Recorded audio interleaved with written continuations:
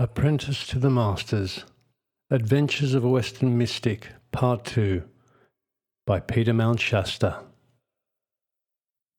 Chapter 2, Section 2, Sent to Mount Shasta.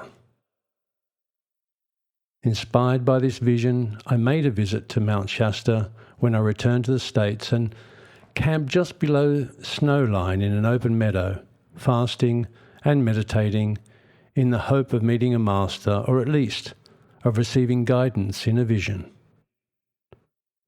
Every day I plunged naked into a pool of icy, glacier-fed water and then sat in the sun, focusing my awareness on my breath in meditation. Though exhilarated by my austerities, I didn't see any of these fabled ascended masters of which Christa had spoken, or have the vision I sought. Or so I thought.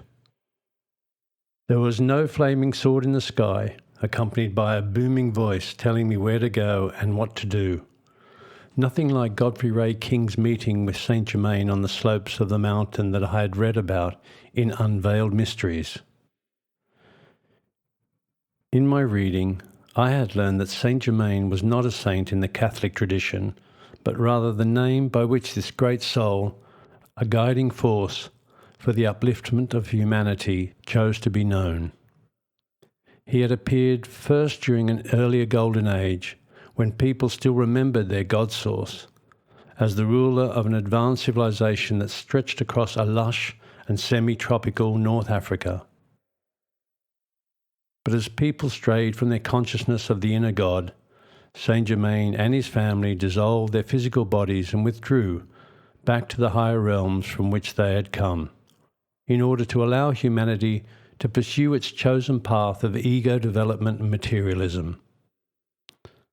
In later ages, Saint Germain embodied again and again to impart wisdom and guidance to those who would heed him, succeeding in guiding at least a few here and there back to the light, and planting the seed of wisdom in the hearts of others that would eventually flower in later lifetimes.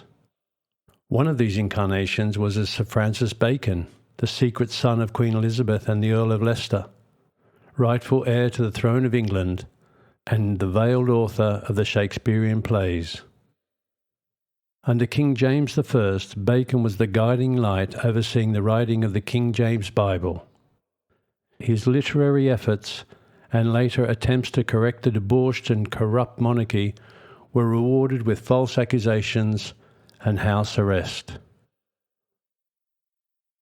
Seeing he could do no more in captivity, he feigned death, staged a mock funeral, and disappeared to Europe, where, under an assumed name, he taught and guided various groups of initiates in occult orders. To buy this and other books by Peter Mount Shasta, please go to iamteachings.com. Thank you for listening.